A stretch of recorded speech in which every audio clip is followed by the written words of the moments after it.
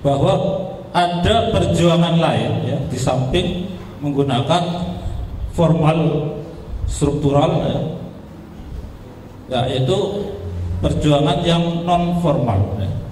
Semuanya itu adalah konstitusional walaupun non formal, dan itu adalah sesuatu yang kita menjadikan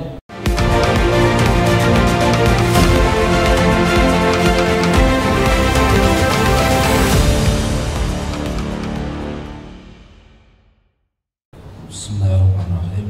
Assalamualaikum warahmatullahi wabarakatuh. Alhamdulillah, alhamdulillahilladzi arsala rasulahu bil huda wa dinil haqq liyudhhirahu 'ala ad-dini kullih walau karihal musyrikun. Asyhadu an la ilaha illallah wahdahu la syarika lah wa asyhadu anna Muhammadan abduhu wa rasuluhu la nabiyya ba'dahu. Allahumma shalli wa sallim wa barik ala sayyidina Muhammadin wa ala alihi wa ashabihi ajma'in. Rabbi shrah li sadri wa yassir li amri wahlul 'uqdatam min lisani yafqahu qawli. Amma ba'd. Al-mukarramun wal muhtaramun, para guru kita semuanya, para bib ulama, para ustadz, guru-guru kita semuanya, Ustadz Muhammad Rahmat Kurnia. Alhamdulillah pada kesempatan kali ini kita insyaallah sehat semua. Mudah-mudahan Allah berikan keberkahan usia kita, keberkahan amal kita, dakwah kita, dan Allah akan berikan balasan yang sangat mulia di hadapan Allah nanti di akhirat. Amin ya rabbal alamin. Baik, topik yang ingin disampaikan oleh Al-Fakir adalah apakah pemilu 2024 itu memberikan harapan bagi umat. Saya kira tadi sudah disampaikan cukup panjang, cukup detail dan sangat jelas. Dan saya kira juga para guru, para ustadz sekalian sudah sama-sama tahu bahwasanya pemilu 2024 ini kira-kira memberi harapan bagi umat Islam atau tidak. Saya kira jawabannya sudah jelas ya. Harapannya nggak tahu kemana. Tapi kalau perubahan yang diharapkan ya, tentu ini tergantung perubahan ke arah mana ya, sebetulnya ya. Kalau perubahannya itu kepala negara berubah, jelas berubah, karena kepala negara saat ini kan sudah 2 kali, walaupun inginnya 3 kali, inginnya diperpanjang, tapi faktanya sudah tidak bisa karena tidak mencalonkan lagi. Jadi kepala negara jelas berubah. Kemudian ibu kota ya, IKN barangkali juga bisa berubah dari Jakarta ke IKN, bisa jadi ya. Kemudian kabinet jelas berubah, kalau presidennya berubah, kalau kepala negara berubah, kabinet juga akan berubah. Nah, tapi terkait dengan Islam sebagai rujukan, Islam sebagai standar di dalam nilai-nilai yang dianut oleh umat Islam di negeri ini, sebagaimana tadi disampaikan, barangkali sangat sulit. Faktanya dalam sejarah kita tidak menemukan bahwasannya Islam itu akan menjadi rujukan. Apalagi kalau kita melihat paslon yang telah ada ya, itu adalah paslon sebagaimana yang ditawarkan oleh partai-partai politik. Paslon yang ditawarkan oleh partai politik, dan partai politik itu dipilih oleh masyarakat di 5 tahun yang lalu dengan pemilihan langsung suara terbanyak. Kalau suara terbanyaknya itu orang-orang yang tidak baik ya, tentu yang jadi adalah pilihan dari orang-orang yang kebanyakan tidak baik. Dan faktanya karena satu orang itu satu suara, orang itu kan sering berpikir pragmatis. Katanya daripada nunggu 5 tahun ataupun janji-janji yang belum tentu ditepati, mendingan 100.000 juga oke lah. Sudah ada di depan kita.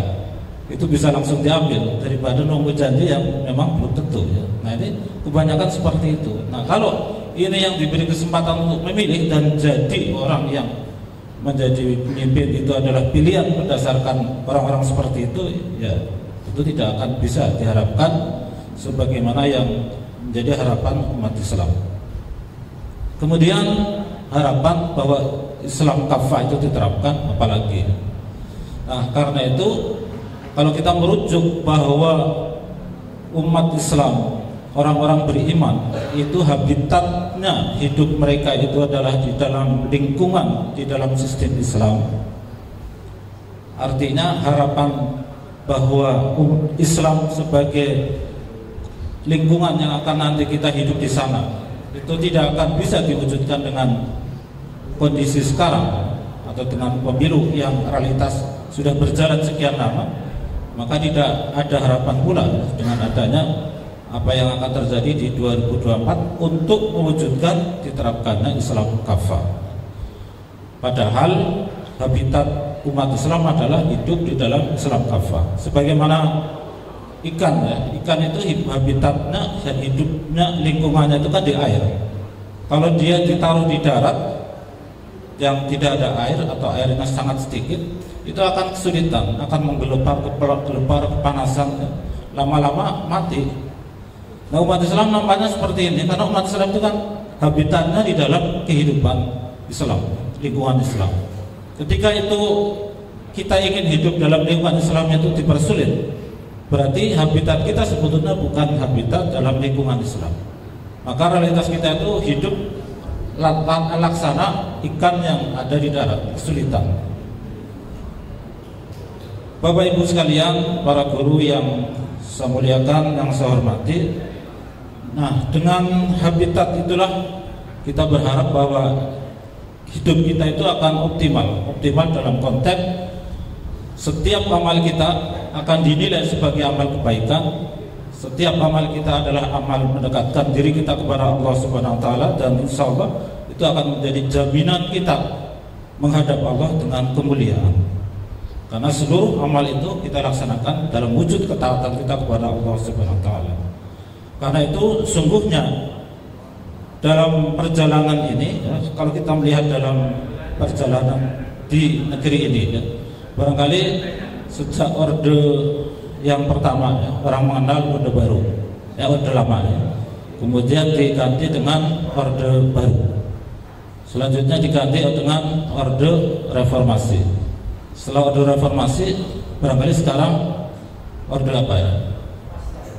Pasca reformasi atau orde, barangkali orde oligarki. Karena yang menonjol, yang dominan oligarki. Nah, dalam perjalanan ini ternyata Islam selalu dipinggirkan. Dalam perjalanan sejarah, walaupun perjuangan umat Islam itu cukup panjang, cukup lama dan sangat menentukan, tetapi realitasnya umat Islam dipinggirkan. Baik dalam konteks tokoh-tokohnya maupun dalam hukum yang diinginkan dalam wujud menerapkan syariat Islam. Karena itu realitas itu kita kemudian berpikir bahwa sungguhnya perjalanan yang panjang itu tidak memberikan harapan yang menentukan bagi umat Islam.